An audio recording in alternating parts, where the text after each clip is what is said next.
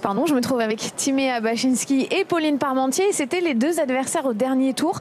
Ça paraît très loin pour Pauline. Pour vous, ça paraît loin ce troisième tour également face à Pauline? Ouf, c'était samedi, non? C'est ça? Ouais, ça fait déjà il y a quelques jours et généralement quand on a la chance de gagner un match et d'aller plus loin, on se concentre assez rapidement sur le prochain. Mais ouais, là, le temps passe vite et on n'a toujours pas la possibilité de jouer le tour d'après, malheureusement à cause de la pluie. Mais voilà, on attend. Alors on l'a bien compris, pour les joueurs c'est difficile, il faut se concentrer, il faut se reconcentrer, il faut s'entraîner. Mais en revanche, jouer sur un terrain comme la terre battue mouillée, ça donne pas non plus trop envie. C'est clair que c'est un peu plus glamour de jouer sur une belle terre battue quand il y a un ciel bien dégagé, avec un peu de soleil, pas trop chaud. Ouais, et ça ne sera pas le cas ces prochains jours. Donc il faudra prendre son mal en patience.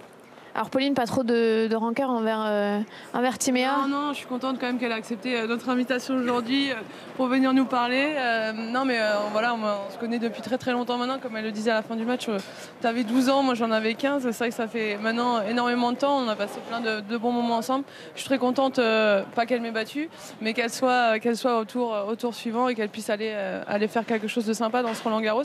Donc tu joues contre Vénus peut-être ce soir? Tu l'as jamais joué sur terre battue, je pense? Jamais, non. Donc comment non, jamais. Ouais. Donc comment tu te sens par rapport à ce match, le fait de jouer Venus Williams, c'est quand même une personnalité dans le tennis. Ah, c'est clair, jouer, je pense, les sœurs Williams partout autour du globe, voilà, on sait que ça sera quoi qu'il arrive un tirage et un match assez difficile. Après. J'ai la chance cette fois de pouvoir la jouer sur terre battue, ça sera un match complètement différent.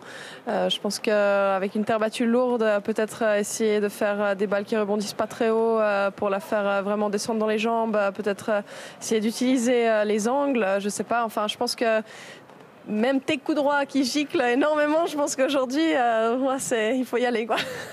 Sur le plan tactique, je suis pas inquiète avec toi. C'est pas gentil, vous dites de la faire descendre sur les jambes parce qu'elle a 35 ans, c'est ça? Non, c'est pas pour ça. C'est que je pense qu'une personne qui est assez grande de taille, je pense que lui faire des efforts physiques durant très longtemps, enfin en essayant le plus longtemps possible, niveau temps, je pense que ça fatigue pas mal. C'est absolument pas quelque chose par rapport à l'âge, parce que je pense que c'est une joueuse qui est extrêmement bien préparée toujours aujourd'hui. Je veux dire, elle l'a montré plus d'une fois. Certes, ses résultats sont peut-être plus sur gazon et sur du dur, mais par contre, elle arrive à toujours comme on dit, s'envoyer des tournois faciles. Donc elle a même gagné le deuxième Masters en fin d'année passée à Zhuhai en laissant très peu de chance à ses adversaires. Donc je sais qu'en temps de grand chelem, elle est extrêmement motivée en plus. Donc je veux dire, je suis sur mes gardes et je sais que ça sera, quoi qu'il arrive, un match difficile. Alors, on a eu tout à l'heure Stan Wawrinka, qui est suisse comme vous, on le rappelle, qui nous expliquait qu'effectivement, le fait que Roland-Garros soit un peu en retard par rapport aux autres tournois, ça serait problématique à la longue. Vous avez le même avis, le même sentiment? Ah oui, c'est clair. Je pense que niveau infrastructure, il faut gentiment commencer à essayer d'imaginer de nouvelles solutions ou des solutions peut-être plus efficaces que celles qui existent actuellement.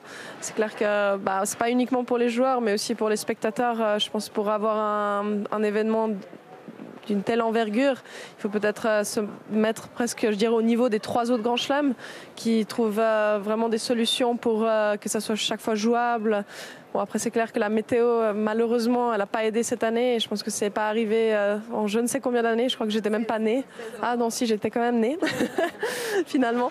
Mais c'est clair que c'est pas évident et c'est pas extrêmement agréable. Donc, je pense que aussi pour la Fédération française de tennis, pour pouvoir dire voilà, notre grand chelem il est tout aussi top que les autres et même voire meilleur, il faut trouver des solutions et c'est ce que je souhaite en tout cas à tout le staff qui va réfléchir là-dessus et d'ailleurs bon courage à eux, mais en tout cas je me réjouis de voir le résultat dans les prochaines années. J'espère que je jouerai encore en tout cas, enfin, mais il faudra les trouver vite alors les solutions. Merci beaucoup à toutes les deux, c'était un plaisir et on espère que vous allez aller loin dans ce tableau féminin et surtout que Roland Garros va continuer à jouer. Voilà.